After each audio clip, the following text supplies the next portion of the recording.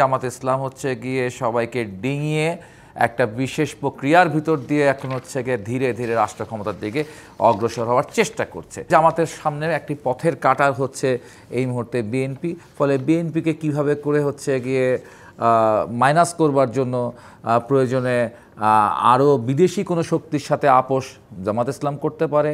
Interim গভর্নমেন্টের সাথে তার যে হচ্ছে খায় খাতির তা তো খুব গভীর। দেখবেন বিএনপি নানা প্রশ্নে ইন্টারিম গভর্নমেন্টের বন্দরের প্রশ্নে হচ্ছে বিএনপি এবং কমিউনিস্ট পার্টি বামপন্থী দলগুলো বিরোধিতা করছে। বিএনপি এবং জামাত একসময় মিত্র ছিল, আবার এই জামাত একসময় আওয়ামী লীগের সাথেও মিত্র ছিল এবং তারা একসাথে জোট হয়ে নির্বাচনও করেছে। প্রয়োজনের সময় আবার আমরা দেখেছি সেই জোটগুলো নানান সময় ভেঙেও গিয়েছে। এই মুহূর্তে বিএনপি এবং জামাত যেভাবে বিরোধিতা করছে একে অপরের, সেই জোট আসলে ভেঙে গিয়েছে এবং এখন তিক্ততাও তীব্রতর হচ্ছে, নাকি আসলে শুধুই কথার যুদ্ধ এবং শুধুই নির্বাচনী কৌশলই সবকিছু? বিএনপি এবং জামাতের যে জোট, সে জোটটাই তো আমার মতে আজকের এই সময় থেকে দাঁড়িয়ে যদি দেখি তাহলে তো দেখতে হবে তো এটা তো দুজনার দুটি পথ ছিল, দুজনার দুই ধরনের মতাদর্শিক জায়গা। একজনের হচ্ছে একটা আধুনিক জাতীয়তাবাদী মতাদর্শিক জায়গা, আরেকজনের একটা হচ্ছে ধর্মকে ব্যবহার করে একটা রাজনৈতিক জায়গা। এই দুজনার যে জোট ছিলই, এইটাই হচ্ছে গিয়ে এক ধরনের বাংলাদেশের রাজনীতির ক্ষেত্রে বিশেষ করে জামাতের জন্য ছিল খুবই লাভজনক। আর বিএনপির জন্য কি ছিল, লাভজনক না ক্ষতিকর, সেটা দেখা গেছে এই যে বিভিন্ন ডাকসু চাকসু রাকসু নানান নির্বাচন হয়েছে।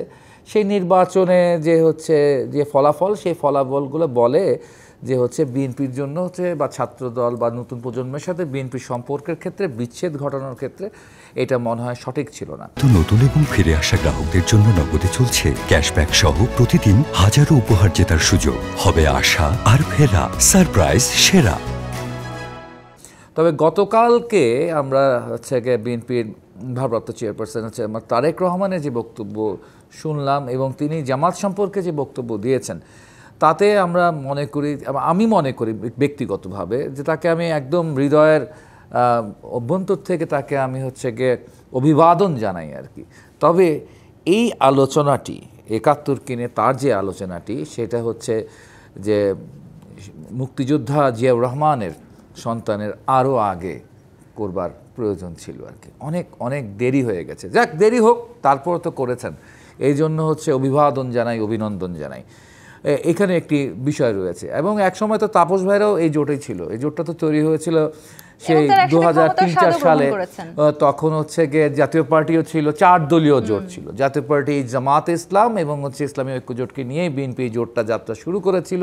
তৎকালীন হচ্ছে জাতীয় ঐক্যমতের সরকারের বিরুদ্ধে। আবার এখন তাদের মধ্যেই আমরা দেখছি তিক্ততা তীব্র হচ্ছে, নাকি এটা আসলে শুধুই কথার যুদ্ধ? না, আমি মনে করি না বর্তমানে যে হচ্ছে বিষয়গুলো হচ্ছে সেটা শুধুমাত্র কথার যুদ্ধ নয়, ঠিক আছে? এটা কথার যুদ্ধ নয়, এখানে মতাদর্শিক বিষয় রয়েছে গুরুত্বপূর্ণ জায়গায়। আর এবং ক্ষমতার যে লড়াই, জামাত ইসলাম হচ্ছে গিয়ে সবাইকে ডিঙিয়ে একটা বিশেষ প্রক্রিয়ার ভিতর দিয়ে এখন হচ্ছে গিয়ে ধীরে ধীরে রাষ্ট্র ক্ষমতার দিকে অগ্রসর হওয়ার চেষ্টা করছে। এবং সেক্ষেত্রে জামাতের সামনে একটি পথের কাঁটার হচ্ছে এই মুহূর্তে বিএনপি। ফলে বিএনপিকে কিভাবে করে হচ্ছে গিয়ে মাইনাস করবার জন্য প্রয়োজনে আরও বিদেশি কোনো শক্তির সাথে আপোষ জামাত ইসলাম করতে পারে। ইন্টারিম গভর্নমেন্টের সাথে তার যে হচ্ছে খায় খাতির তা তো খুব গভীর। দেখবেন বিএনপি নানা প্রশ্নে ইন্টারিম গভর্নমেন্টের বন্দরের প্রশ্নে হচ্ছে বিএনপি এবং কমিউনিস্ট পার্টি বামপন্থী দলগুলো বিরোধিতা করছে। জামাতের এই জায়গায় নিঃশর্তভাবে ইন্টারিম গভর্নমেন্টকে সমর্থন করে দিচ্ছে।